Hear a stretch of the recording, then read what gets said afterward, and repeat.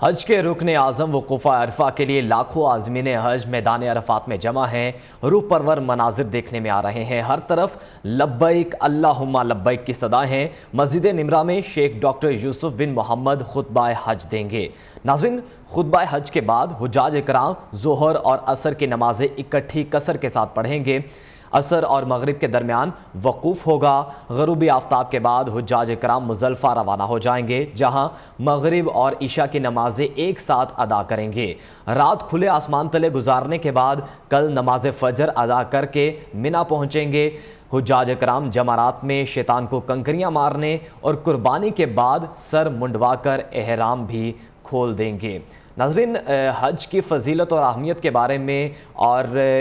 قرآن و حدیث کی روشنی میں اس کی فضیلت و اہمیت کے بارے میں جانیں گے۔ ہمارے ساتھ علامہ ضیاء اللہ بخاری صاحب موجود ہوں گے اور ڈاکٹر حذیفہ بخاری بھی موجود ہوں گے۔ ان سے حج کی فضیلت اہمیت کے بارے میں جانیں گے، قرآن و حدیث کی روشنی میں اس کا ثواب کتنا ہے اور دیگر معلومات بھی ان سے لیں گے۔ تو سب سے پہلے میں رخ کروں گا علامہ ضیاء اللہ بخاری صاحب کی طرف۔ علامہ صاحب، بہت شکریہ آپ کے وقت کا۔ علامہ صاحب بتائیے گا، آج ماشاءاللہ سے حج ادا کیا جا رہا ہے، لاکھوں مسلمان حج کی ادائیگی کریں گے، تو قرآن و حدیث کی روشنی میں حج کی فضیلت اور اہمیت کیا ہے؟ الحمدللہ رب العالمین والصلاة والسلام علی سید المرسلین وعلی آلہ وصحبہ اجمعین۔ سبحانک لا علم لنا الا ما علمتنا انک انت العلیم الحکیم۔ رب اشرح لی صدری ویسر لی امری واحلل عقدۃ من لسانی یفقہوا قولی۔ بلا شبہ میں سب سے پہلے اللہ تعالیٰ کا شکر ادا کرتا ہوں کہ جس کی رحمت اور توفیق کے ساتھ ایک انتہائی روح پرور، ایمان افروز، بصیرت آمیز اور بابرکت میں ایک تقریب میں پروگرام میں شامل ہوا ہوں، اور میں ادارہ نیو کا بھی انتہائی شکر گزار ہوں کہ جنہوں نے اس کار خیر میں مجھے بھی شریک کار ہونے کی سعادت عطا کی ہے۔ اللہ تعالیٰ ان کو جزائے خیر عطا فرمائے۔ یقیناً حج بیت اللہ کی فضیلت حاصل کرنے والے اور سعادت پانے والے تمام حجاج کرام، ہم ان کے لیے دعا گو ہیں۔ اللہ تعالیٰ ان کے اس عظیم عمل کو اپنی بارگاہ میں شرف قبولیت عطا فرمائے، اور جو نیک جذبات لے کر، نیک اور اعلیٰ مقاصد لے کر وہ اللہ کی بارگاہ میں اللہ کے مہمان بن کر حاضر ہوئے، اللہ تعالیٰ انہیں تمام پاکیزہ مقاصد کے حصول میں کامیابیوں سے ہمکنار فرمائے، اور ان کے اس عمل کو اللہ تعالیٰ شرف قبولیت عطا فرمائے۔ جہاں تک تعلق ہے آپ کے اس سوال کا کہ ہمارے دین میں شریعت محمدی علی صاحبہ افضل الصلاۃ والسلام میں حج بیت اللہ کی اہمیت، حیثیت اور پھر اس کی فضیلت اور عظمت کیا ہے، تو اس کے بارے میں آپ یوں اندازہ لگائیں کہ نبی کریم علیہ الصلاۃ والسلام نے ارشاد فرمایا کہ بنی الاسلام علی خمس، شہادت لا الہ الا اللہ وان محمدً عبدہ ورسولہ واقام الصلاۃ وایتاء الزکوٰۃ وصوم رمضان، اور آخر میں فرمایا وحج البیت۔ 5 چیزوں کا نام اسلام کے ارکان ہیں، 5 ارکان اسلام ہیں، 5 اسلام کی بنیادیں ہیں، 5 اسلام کی اساس ہیں، جن پر پوری دین اسلام کی آئین زندگی اور دین حیات اس کی ایک پوری بلڈنگ کھڑی ہے۔ اور ان میں حج بیت اللہ، جو صاحب استطاعت مسلمان ہو، مالی لحاظ سے بھی اور بدنی اعتبار سے بھی اس پر زندگی میں ایک بار حج بیت اللہ کرنا فرض ہے۔ نبی کریم علیہ الصلوۃ والسلام نے فرمایا ان اللہ فرض علیکم الحج فحجوا، اے میری امت، تمہارے اوپر اللہ تعالیٰ نے زندگی میں ایک بار حج بیت اللہ کرنا فرض قرار دیا ہے، اس لیے حج بیت اللہ کرو۔ لیکن جس کے پاس استطاعت ہے، وَلِلَّهِ عَلَى النَّاسِ حِجُّ الْبَيْتِ مَنِ اسْتَطَاعَ إِلَيْهِ سَبِيلًا وَمَنْ كَفَرَ فَإِنَّ اللَّهَ غَنِيٌّ عَنِ الْعَالَمِينَ۔ اللہ کے لیے حج بیت اللہ کرنا صاحب استطاعت پر فرض ہے، اور جو استطاعت ہونے کے باوجود انکار کرتا ہے وہ یاد رکھے اللہ بے پرواہ ہے، اللہ کو ان کے حج کی وہ محتاجگی نہیں ہے۔ اگر یہ حج کرتے ہیں تو اپنا بھلا کرتے ہیں، اپنا فائدہ اٹھاتے ہیں۔ ایک مسلمان جب حج کرتا ہے، سورۃ الحج میں اللہ تعالیٰ ارشاد فرماتے ہیں وَأَذِّن فِي النَّاسِ بِالْحَجِّ يَأْتُوكَ رِجَالًا وَعَلَىٰ كُلِّ ضَامِرٍ يَأْتِينَ مِنْ كُلِّ فَجٍّ عَمِيقٍ لِيَشْهَدُوا مَنَافِعَ لَهُمْ، کہ اے میرے ابراہیم خلیل اللہ علیہ السلام، آپ نے نئے سرے سے میرا گھر بنا دیا، اب اعلان حج کر دیں۔ وہ آئے پہاڑی کے اوپر، دیکھا دائیں بائیں آگے پیچھے کچھ سننے والا نہیں، عرض کیا اللہ میں کس کے سامنے اعلان کروں، کچھ سننے والا ہی نہیں ہے۔ تو اللہ تعالیٰ نے فرمایا اعلان حج کرنا آپ کا کام ہے، لیکن اس تمام لوگوں کو ہر سال یہاں پہ لے کر آنا اور دور دراز سے من کل فج عمیق، یا دور دراز کے علاقوں سے یہاں پہ جمع کرنا اور حج کی ادائیگی کے لیے پہنچانا، یہ میرا وعدہ ہے، اور آج تک اللہ نے صدیاں گزر گئیں اس وعدے کو سچا کر کے دکھایا۔ ہر سال بڑی تعداد میں، اس سال الحمدللہ 20 لاکھ سے بھی زیادہ حجاج کرام وہ ضیوف الرحمان بن کر حج بیت اللہ کی سعادت حاصل کر رہے ہیں۔ اور نبی کریم علیہ السلام قرآن میں اللہ فرماتے ہیں لیشہدوا منافع لہم، جب حج بیت اللہ کرنے کے لیے آتے ہیں تو ان کو منافع حاصل ہوتے ہیں، دینی اور دنیاوی فوائد اور ثمرات سے وہ اپنی جولیاں بھر کر آتے ہیں۔ سب سے پہلے ایک مسلمان جو صاحب استطاعت ہے جب حج بیت اللہ کرتا ہے تو اللہ اس کا جو اسلام اور ایمان کا معاملہ ہے اس کو پایہ تکمیل تک پہنچا دیتا ہے، اور پھر اس کو اتنا اجر ملتا ہے کہ نبی کریم علیہ الصلوۃ والسلام نے فرمایا الحج المبرور لیس لہ جزاء الا الجنہ، جو حج مبرور ہوتا ہے نیکیوں سے بھرا ہوا، اللہ کی بارگاہ میں شرفیہ قبولیت پا لینے والا، فرمایا اس حج کی جزا اور بدلہ۔ علامہ ضیاء اللہ بخاری صاحب ہمارے ساتھ ہی رہے گا، ڈاکٹر حذیفہ بخاری صاحب آپ بھی ہمارے ساتھ ہی رہے گا۔ ہیڈ لائنز کے بعد دوبارہ اپنی ٹرانسمیشن کی طرف بڑھیں گے، حج کے روح پرور مناظر بھی دیکھیں گے۔ ویلکم بیک ناظرین، حج کے خصوصی ٹرانسمیشن میں خوش آمدید۔ حج کے رکن اعظم وقوفہ عرفہ کے لیے لاکھوں عازمین حج میدان عرفات میں جمع ہو گئے ہیں۔ روح پرور مناظر ہیں، ہر طرف لبیک اللہم لبیک کی صدائیں ہیں۔ مسجد نمرہ میں شیخ ڈاکٹر یوسف بن محمد کچھ دیر بعد خطبہ حج دیں گے۔ اپنے گیسٹ کی طرف بڑھیں گے، علامہ ضیاء اللہ بخاری ہمارے ساتھ موجود تھے اور ڈاکٹر حذیفہ بخاری بھی ہمارے ساتھ موجود تھے۔ علامہ صاحب سے میں جان رہا تھا، علامہ صاحب اہمیت اور فضیلت کی بات ہو رہی تھی حج کی۔ جی میں عرض کر رہا تھا کہ حضور نبی کریم رؤوف الرحیم صلی اللہ علیہ وعلیٰ آلہ وسلم نے ارشاد فرمایا کہ حج بیت اللہ کرنے والا ایسے ثمرات سمیٹ کر آتا ہے کہ فرمایا کہ من حج ھذا البیت فلم یرفث ولم یفسق رجع کیوم ولدت امہ، اگر ایک مسلمان اللہ کی غلامی کے تقاضے بجا لاتے ہوئے، تعلیمات دینیہ کی عین پابندی کرتے ہوئے حج بیت اللہ کے عمل سے گزرتا ہے تو اللہ اس کو اجر و ثواب کے طور پر گناہوں سے ایسے پاک اور صاف کر دیتا ہے کہ جیسے اس کی ماں نے اسے آج جنم دیا ہے، یعنی جس طرح پہلے دن کا بچہ گناہوں سے پاک اور صاف ہوتا ہے، اسی طرح حاجی اگر اس کا حج اللہ کی بارگاہ میں قبول ہو جائے تو اسی طرح پاک اور صاف ہو کر واپس پلٹتا ہے۔ اسی طرح ایک مسلمان جب وہاں پہ حج کرتا ہے تو نبی کریم علیہ الصلوۃ والسلام نے اس کو بشارت دی ہے کہ بعض اوقات بندہ یہ محسوس کرتا ہے اتنے لاکھ روپے حج پہ خرچ کر رہا ہوں، شیطان وسوسے بھی ڈالتا ہے، تو نبی کریم علیہ الصلوۃ والسلام نے بشارت دی کہ تابعوا بین الحج والعمرہ فإنہما ینفیان الفقر کما ینفی الکیر خبث الحدید، فرمایا کہ جس طرح بٹی میں لوہا ڈال دیا جائے تو خالص لوہا ایک طرف اور میل کچیل ایک طرف بٹی کر دیتی ہے، اسی طرح فرمایا حج کرنے سے انسان سے غربت جھاگ کی طرح الگ ہو جاتی ہے، اللہ اس کے مال میں اس کی دولت میں اضافہ کر دیتا ہے۔ اور تیسرا، ایک مسلمان جب وہاں پہ پہنچتا ہے تو کیا دیکھتا ہے؟ مختلف علاقوں کے مسلمان، مختلف ملکوں کے لوگ، مختلف تہذیبوں اور ثقافتوں سے تعلق رکھنے والے، زبانیں مختلف ہیں اور لباس جو پہنتے ہیں وہ جدا جدا قسم کے ہیں، مگر وہاں پہنچ کر دو عنصری چادریں، ایک جیسی یونیفارم اور ایک جیسا تلبیہ لبیک اللہم لبیک لبیک لا شریک لک لبیک، چاہے کسی کی زبان عربی ہے، چاہے کسی کی زبان فارسی اور کسی کی فرانسیسی انگلش ہے، کوئی اردو بول رہا ہے، کوئی ہندی بول رہا ہے، کوئی مراٹھی بول رہا ہے، کوئی پشتون بول رہا ہے، الگ الگ زبانیں بولنے والے، مگر وہاں پہنچ کر سب کے سب، جس طرح علامہ اقبال رحمۃ اللہ علیہ نے فرمایا کہ عرب کے سوز میں ساز عجم ہے، عرب کے سوز میں ساز عجم ہے، حرم کا راز توحید امم ہے، تہی وعدت سے اندیشہ غرب کہ فرنگی تہذیب بھی حرم ہے۔ یہ حرم بیت اللہ، یہ حرمین شریفین، یہ امت مسلمہ کو ایک جسد واحد بنا دیتا ہے، جو نبی پاک صلی اللہ علیہ وسلم فرمایا تھا کہ مثل المؤمنین فی توادہم وتراحمہم وتعاطفہم کمثل الجسد الواحد اذا اشتقى من عضو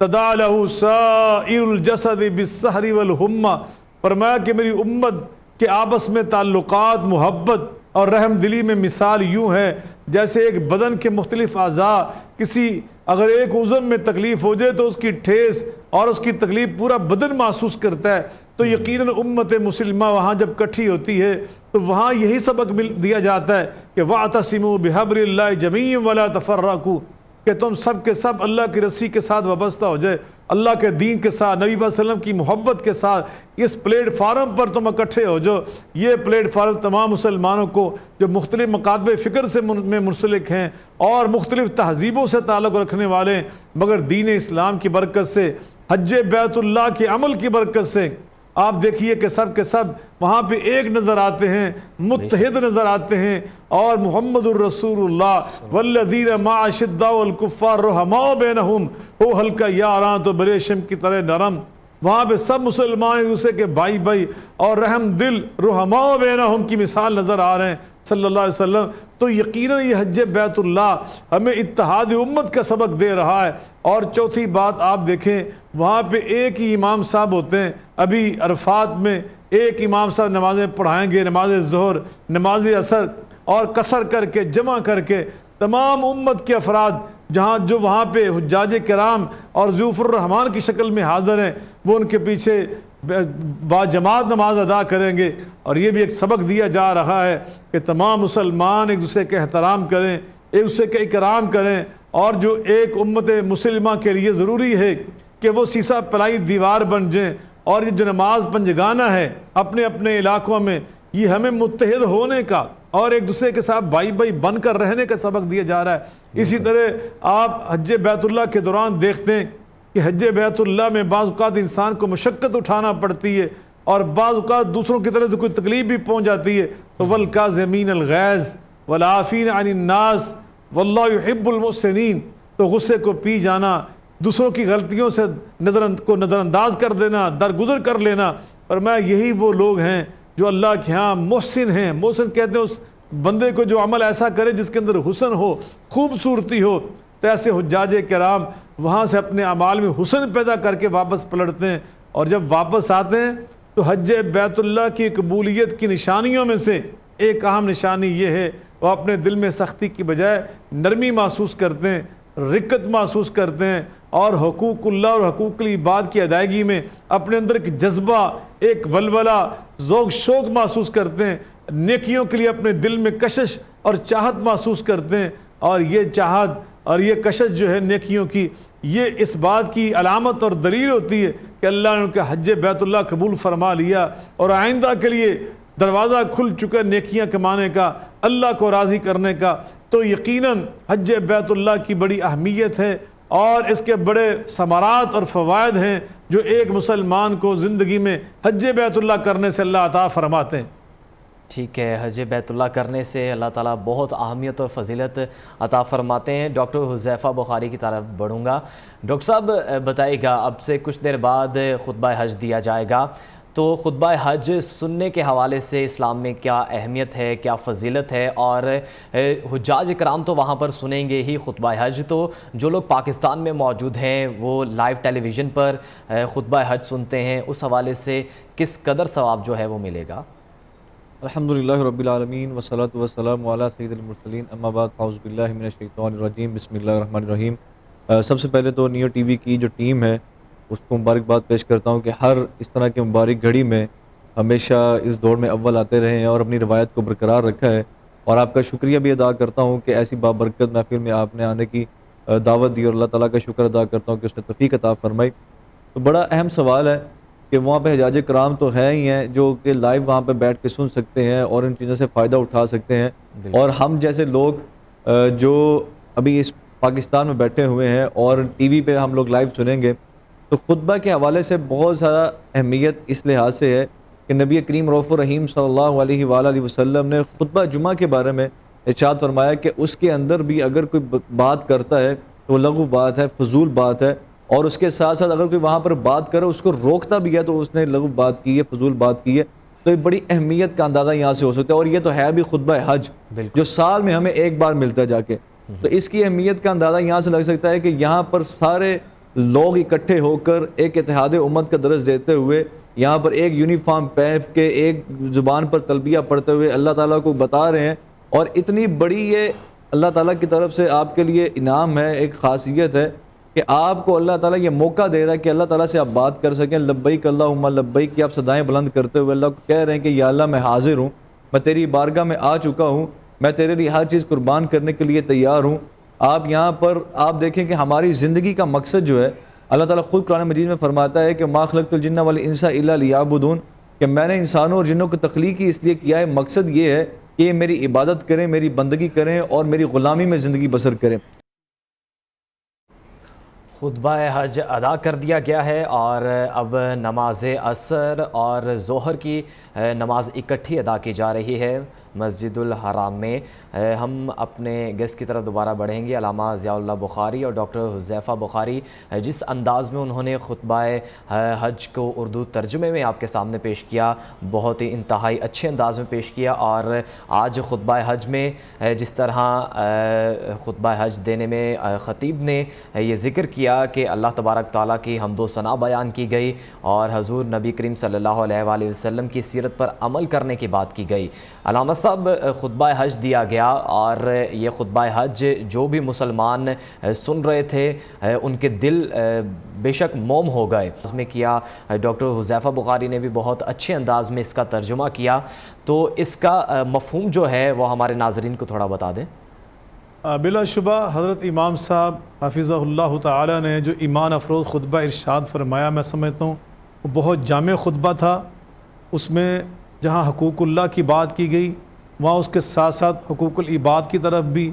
ہمیں متوجہ کیا گیا کہ ہمیں اللہ کے حقوق بھی ادا کرنے چاہیے،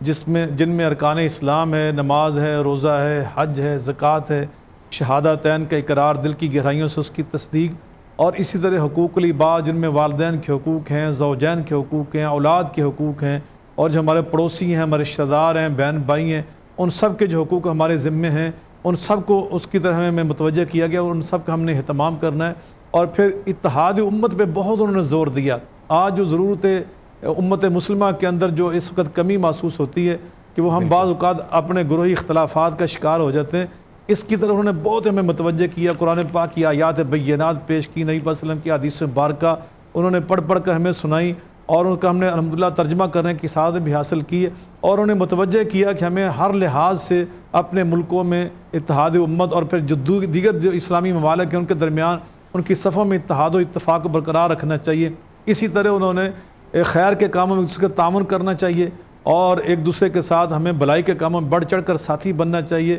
اور پانچویں بات انہوں نے یہ ارشاد فرمائی، اگر مسلمانوں کے درمیان کہیں اختلاف پیدا ہو جائے تو اس کے حل کے لیے اللہ تعالیٰ نے خود قرآن مجید فرقان حمید میں جو ہماری رہنمائی فرمائی ہے، ہمیں اس کی طرف متوجہ ہونا چاہیے۔ اللہ اور رسول کی جانب ان اختلافات کو لے کر آئیں، قرآن و حدیث کی تعلیمات کے سامنے پیش کریں اور اپنے اختلافات کو ختم کریں۔ اور اگر پھر بھی اختلافات ختم نہ ہوں تو جو دوسرے مسلمان ہیں جو غیر متنازع ہیں وہ آگے بڑھ کر ان کے درمیان صلح صفائی کرائیں اور ان کے معاملات کو درست کروائیں۔ اس پہ انہوں نے بہت ہی متوجہ کرنے کی کوشش کی ہے۔ اور پھر آخر میں انہوں نے اسلامی ریاستوں کے نظام کو مضبوط بنانے کے لیے عوام کا اور ریاست کا آپس میں جو تعلق ہے اس کو مضبوط رکھنے کے لیے اور نظام کی اور قانون کی پاسداری کو اور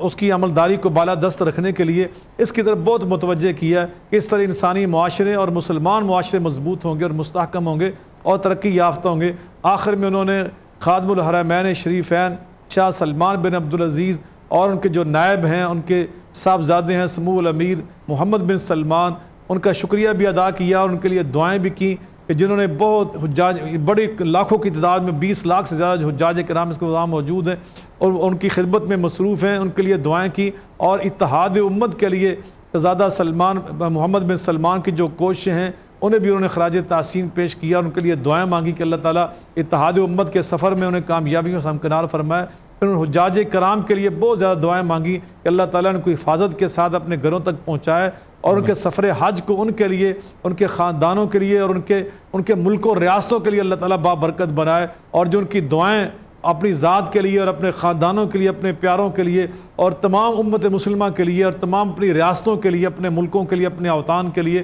اور پوری انسانی برادری کے جو مانگی جا رہی ہیں، اللہ تعالیٰ نے شرف قبولی عطا فرمائے۔ تو یہ خلاصہ تھا ان کے پورے خطبہ کا۔ اللہ سے دعا ہے کہ اللہ تعالیٰ ہمیں ان کے خطبے کے ان نکات پر جو اللہ رسول کی تعلیمات پر مبنی تھے عمل پیرا ہونے کی توفیق عطا فرمائے۔ ٹھیک ہے، ان کے خطبات کی تعلیمات پر عمل پیرا ہونے کی توفیق عطا فرمائے۔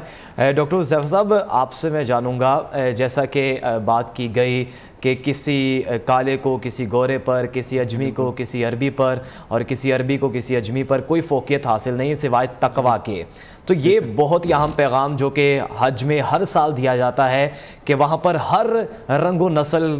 کا جو شخص ہے وہاں پر موجود ہوتا ہے، ہر برادری سے تعلق رکھنے والا موجود ہوتا ہے، اور وہ ایک ہی لباس میں موجود ہوتے ہیں، تو یہ بہت ہی اچھی بات ہے۔ اس کے بارے میں آپ کیا کہیں گے؟ دیکھیں، یہ وہی پیغام ہے جو نبی کریم رؤوف الرحیم صلی اللہ علیہ وسلم نے قریباً 450 سال پہلے اسی جگہ پر اپنے تلامذہ اور امت مسلمہ کو دیا تھا کہ اللہ رب العالمین کے نزدیک کسی چیز کو اس چیز پر فوقیت حاصل نہیں ہے کہ وہ گورا ہے یا کالا ہے یا کسی انگلش بولنے والا ہے یا کہ مالدار ہے۔ اللہ تعالیٰ کے نزدیک محبوب پسندیدہ وہ ہے جو اللہ تعالیٰ کے ساتھ اللہ تعالیٰ کا محبوب بن کے زندگی گزارتا ہو، اللہ تعالیٰ کے متقی لوگوں میں شمار ہوتا ہو، جس کے اندر تقویٰ زیادہ ہو، جس کے اندر نیکی زیادہ ہو۔ اور یہ ضرورت اس بات کے اندر اتحاد امت کا یہ جو ہمیں آج نظر آ رہا ہے منظر، یہ منظر اسی ہی خطبہ کے بعد ہمیں اس پہ عمل کرنے کے بعد حاصل ہوتا ہے کہ اتنے لوگ وہاں پر اکٹھے ہوئے ہیں، مختلف برادریوں کے، مختلف علاقوں کے، مختلف ملکوں کے، لیکن وہاں پر آ کر سب ایک یونیفارم میں، سب کی زبان پر ایک ہی ترانہ ہے کہ اللہ ہم حاضر ہو گئے ہیں، تیری بارگاہ میں ہم لوگ آ چکے ہیں، تیرے غلام تیرے آگے آ چکے ہیں، اپنی زندگیاں تیرے سامنے لے کے آ چکے ہیں۔ تو یہ سب ایک ہی ترانہ لے کر، ایک ہی زبان پر ایک ہی ترانہ لے کر، ایک یونیفارم پہن کر، ایک ہی تلبیہ پڑھتے ہوئے یہ بتا رہے ہیں کہ ایک مسلم حرم کی پاسبانی کری، ہر جگہ مسلمان ایک ہوں، ہر جگہ وحدت ہمیں نظر آنی چاہیے، اور یہ وقت کی بہت زیادہ ضرورت ہے کہ ہم مسلمان ایک جس میں واحد کی طرح ہیں۔ حضرت امام حج نے بھی یہ قرآن مجید، یہ حدیث نبی پاک صلی اللہ علیہ وسلم کی ارشاد فرمائی ہے کہ مسلمان کی مثال ایک جسم واحد کی طرح ہے کہ جسم کے کسی حصے میں چوٹ لگتی ہے، کوئی درد محسوس ہوتا ہے تو پورا جسم اس تکلیف کو محسوس کرتا ہے، اور مسلمان کی مثال بھی ویسے ہی ہے کہ کسی دوسرے مسلمان کو اگر تکلیف ہوتی ہے تو پہلے والے مسلمان کو ویسے ہی تکلیف محسوس ہو رہی ہوتی ہے۔ تو اتحاد امت کا بہت بڑا ایک عملی نمونہ ہر سال وہاں پر نظر آتا ہے کہ مختلف علاقوں سے آئے ہوئے اتنا روح پرور مناظر اور عملی نمونہ جو ہے وہ ہر سال ہمیں مکہ مکرمہ میں نظر آتا ہے۔ ہمارے ساتھ موجود تھے علامہ ضیاء اللہ بخاری صاحب، ڈاکٹر حذیفہ صاحب، اور ہمارے ساتھ موجود ہیں۔ آپ کو بتائیں کہ خطبہ حج کے بعد حجاز کرام ظہر اور عصر کی نماز جو ہے وہ اکٹھے پڑھ چکے ہیں، اور اب عصر اور مغرب کے درمیان وقوف ہوگا۔ غروبی آفتاب کے بعد حجاج کرام مزدلفہ روانہ ہو جائیں گے۔ ٹرانسمیشن جاری رہے گی، یہاں وقت ہوا ایک بریک کا، ہمارے ساتھ رہیے۔